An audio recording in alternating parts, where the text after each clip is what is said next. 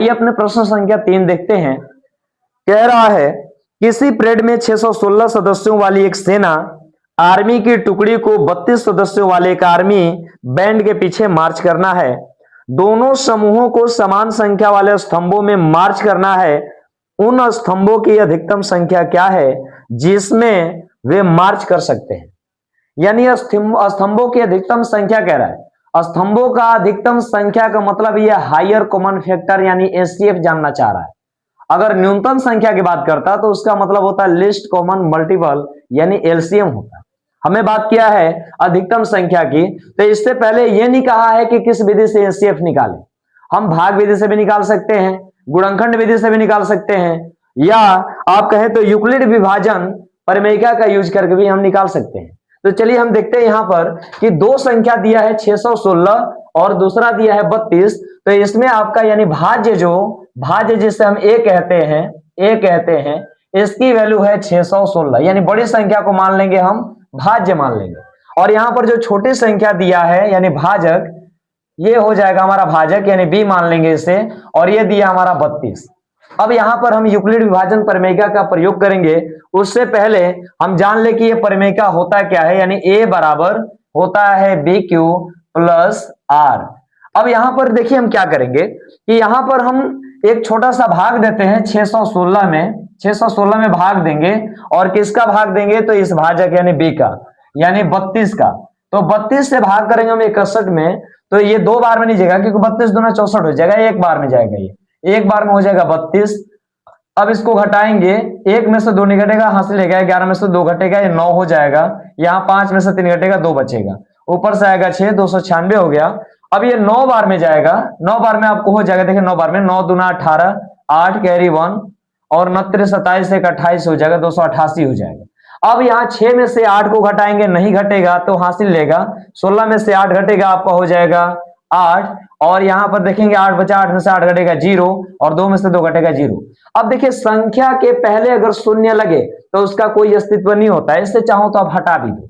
यानी अब देखो क्या बचा, हम ये हमारा जो फॉर्मूला लिखा हुआ है यूक्लिड विभाजन प्रमेयिका का, इसका मतलब ये भाज्य बराबर क्या होता है, भाजक गुणे भागफल जोड़ शेष। यानी ये हमारा भाजक है, ये हमारा भाज्य है और ये हमारा भागफल है और ये बाबू हमारा शेष है। तो हमने क्या कहा, यानी ये हमारा b की वैल्यू है और ये हमारा q की वैल्यू है और ये a की वैल्यू है और ये r की वैल्यू है। तो हम यहां से करेंगे क्या कि b से और q से गुणा करना होता है, b q से गुणा करना होता है, मतलब b 32 और q की वैल्यू 19 है, यहाँ पर गुणा कर देंगे और r जो हमारा दिया है यानी 8 आया है, इसको हम जोड़ देंगे, है ना। तो हमारा ये निकल जाएगा a बराबर, देख लीजिए a बराबर क्या आ जाएगा, a बराबर की बात करेंगे यानी 616 की, इसकी जगह 616 बराबर b की वैल्यू क्या है 32 और q की वैल्यू कितनी आई है देख लीजिए 32, गुणे किससे करेंगे 19 से, किससे करेंगे 19 से, और प्लस में क्या जोड़ देंगे, प्लस में जोड़ देंगे हम r की वैल्यू क्या है 8। लीजिए यहां पर अब देखिए क्या करेंगे, ये तब तक प्रक्रिया हम करेंगे जब तक हमारा शेष से शून्य ना आ जाए, यानी यहां पर शून्य ना आ जाए। तो चलिए एक स्टेप और आगे भागते हैं हम, यानी यहां वाली जो भाजक है इस भाजक को हम लिख देंगे यहाँ पर 32 बराबर, अब यहाँ वाला जो शेष दिया है इसको यहाँ लिख देंगे, है ना। अब देखिए वही सेम भाग करेंगे जैसे ऊपर वाला हमने किया है, 32 में फिर भाग देंगे हम 8 का, 32 में भाग करेंगे 8 का, तो 8 से भाग करेंगे तो देखिए क्या आ जाएगा 8 चौका 32 और 32 में से 32 घटेगा, ये आ जाएगा 0। तो फिर यही क्रिया करेंगे हम, यानी b और ये q और ये r, b में q को गुणा करेंगे यानी 8 में 4 का गुणा करेंगे और शेष 0 जोड़ देंगे। तो देखिए यहां से 8 तो है ही, गुणा किस में करेंगे 4 का गुणा कर दिया हमने, और जोड़ेंगे क्या तो शेष बाबू, शेष जोड़ेंगे यानी शून्य को जोड़ देंगे यहाँ पर, लीजिए शून्य जोड़ दिए हम यहाँ पर। अब हमारा देखिए जिसके कारण यहाँ पर शेष शून्य आ जाता है वही हमारा क्या होता है एचसीएफ होता है। तो देखिए यानी हमें कहते हैं कि एचसीएफ क्या होगा, इस 8 के कारण यहाँ पर शून्य आया हमारा ये वाला शेषफल। नहीं समझ में आ रहा तो सीधा हमने कहा कि तीसरे नंबर के आप जोड़ लेना, वही एचसीएफ हो जाता है 1 2 3, यानी 8 आ रहा है, यही हमारा एचसीएफ हो जाएगा। तो एचसीएफ बराबर क्या हो जाएगा, एचसीएफ बराबर 8। कहने का मतलब अधिकतम स्तंभों की संख्या पूछा है, यानी अधिकतम स्तंभों की संख्या, अधिकतम स्तंभों की संख्या, स्तंभों की संख्या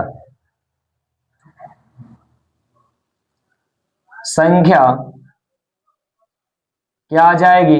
तो अधिकतम स्तंभों की संख्या यानी स्टेप आपका 8 आएगी, 8 आंसर हो जाएगा। इस प्रकार से हमारा आंसर हो जाएगा। चलिए नेक्स्ट अगला प्रश्न हम देखते हैं। देखिए प्रश्न संख्या आपका 4 है। यूक्लिड विभाजन प्रमेय का प्रयोग करके दर्शाएं कि किसी धनात्मक पूर्णांक का वर्ग किसी पूर्णांक m के लिए 3m,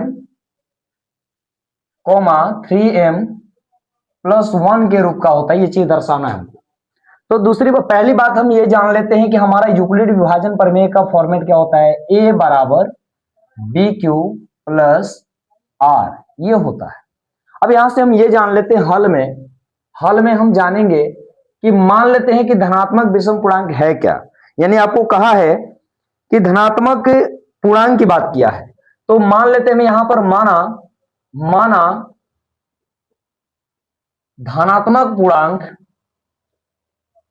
धनात्मक पूर्णांक बराबर a है, एवं आपकी हम भाजक की बात करें, भाजक b जिसे हम भाजक कहते हैं, भाजक क्या दिया है आप देख रहे हैं कि इसमें 3m है और इसमें 3m प्लस 1 है। कहने का मतलब 3 दिया है इसमें यानी भाजक है, और यहां पर हमारा 3 भाजक है। निकालना आपका क्या है, तो भाज्य और शेष निकालना है। ये चीज की हम बात जानेंगे यहां पर। तो चलिए हमारा ये दिया हुआ हमारा भाजक कितना, भाजक दिया है 3, भाजक 3 है। जब भाजक 3 है तो शेष तो हमारी बाबू जो होगा भाजक से छोटा ही होता है। कभी भी देख लेना भाजक जो होता है हमारा, भाजक शेषफल से बड़ा होता है और शेषफल भाजक से हमेशा छोटा होता है। जैसे हम कह दें यहाँ पर कि हम जैसे कहते हैं यहाँ 3 से भाग करना है यहाँ पर 9 में, तो आप देखेंगे 3 से भाग करोगे 3 तरीके 9 हो जाएगा, ये 0 आ जाएगा। मतलब शेष जो 0 आया है 3 से, यानी ये भाजक है, इससे हमारा शेष क्या है, छोटा है। तो हमेशा हमारा शेषफल भाजक से छोटा होता है। तो हम शेषफल की बात करेंगे यानी आर की, शेष की, तो शेष हमारा क्या हो जाएगा, शेष जो हमारा होगा वो 0 हो सकता है, 1 हो सकता है और 2 हो सकता है। मतलब 3 से हमेशा छोटा ही होगा। तो जानते हैं हम, आगे हम बात करेंगे यूक्लिड विभाजन प्रमेय से। यूक्लिड विभाजन परिमेय से यूक्लिड विभाजन परिमेय में क्या होता है आपको, तो हम कह दें जब r बराबर क्या हो, जब r बराबर 0 हो, r बराबर 0 हो, जब r का मान 0 लेंगे तब क्या होगा, तो a बराबर क्या होगा, a बराबर बी क्यू प्लस आर, और r की जगह क्या लेना है, 0 ले लेना है। तो देखना a बराबर क्या हो जाएगी, a बराबर बी क्यू प्लस में 0 हो जाएगा। इसको हम ये भी बोल सकते हैं बराबर बी क्यू, क्या बोलेंगे, a बराबर बी क्यू, इसको a बराबर बी क्यू बोल सकते हैं, a बराबर बी क्यू बोल सकते हैं, पहली बात। तो अब यहां पर क्या करना है, हमें संख्या का वर्ग करना है। दोनों तरफ वर्ग करने पर चलो दोनों तरफ वर्ग कर देते हैं। हम कहते हैं a का ये हो जाएगा स्क्वायर, a का स्क्वायर, ए स्क्वायर, इसको a का स्क्वायर का मतलब वर्ग करेंगे तो a स्क्वायर, और इसका स्क्वायर करेंगे तो बन जाएगा आपका बी क्यू का स्क्वायर, बी क्यू का स्क्वायर, ये बन जाएगा हमारा। तो अब यहां से हम जानेंगे कि अब b की जगह क्या दिया था, b की जगह हम देखें कि 3 दिया हुआ है। a बराबर तो आपको नहीं पता है, लेकिन b की वैल्यू दिया है यहाँ पर क्या, 3 दिया हुआ है। तो यहाँ हम 3 कर लेते हैं, 3। तो यहाँ पर भी हम करेंगे तो क्या बनेगा, बी क्यू मतलब इसी का स्क्वायर किए हैं तो 3q का स्क्वायर हो जाएगा। अब इसको आगे लिखोगे ए स्क्वायर बराबर, तो अब क्या हो जाएगा, देखो 3 गुणे 3q का स्क्वायर हो जाएगा। मतलब 3 का गुणा 2 बार होगा तो 2 बार मैंने कर दिया, और q का गुणा 2 बार होगा तो ये 3q स्क्वायर भी कर सकते हैं, 3q स्क्वायर कर सकते हैं। और यहां इतना बराबर मान लो कि m है, अगर हमें कह दें कि 3q स्क्वायर बराबर m मान लेते हैं, अगर ये मान लेते हैं कि मान लीजिए 3q स्क्वायर बराबर m है, तो इसकी जगह क्या हो जाएगा, a स्क्वायर 3m, यहां से आ जाएगा a स्क्वायर बराबर 3m आ जाएगा। ऐसे आगे हम देख लेते हैं, जब r बराबर मैं कह दूं 1 है, आर की वैल्यू जब 1 ले लेंगे तब क्या हो जाएगा, चलिए इसको मिटा देते हैं। आर बराबर 1 रखने पर जब जब आर बराबर 1 हो तो क्या होता है। अब यहां से हम कहते हैं ए बराबर बी क्यू प्लस में क्या होगा आर, ये हमारा यूक्लिड विभाजन फॉर्मेट का फॉर्मूला होगा। तो ए बराबर बोल सकते हैं, बी की जगह क्या लेंगे हम, बी की वैल्यू क्या है, हमारा बी की वैल्यू 3 है तो 3 रख लेते हैं। और क्यू की मान नहीं पता है, क्यू क्वेश्चन कर दिए, प्लस आर क्या रखना है 1 रखना है। लीजिए हमारा ये मिल गया। अब फिर इसको भी कहते हैं दोनों तरफ वर्क करने पर, तो दोनों तरफ वर्क करने पर क्या आ जाएगा, दोनों तरफ वर्ग करने पर, जब दोनों तरफ वर्ग करेंगे तो देख लो ये का स्क्वायर हो जाएगा, बराबर क्या होगा 3q प्लस 1 का भी स्क्वायर हो जाएगा।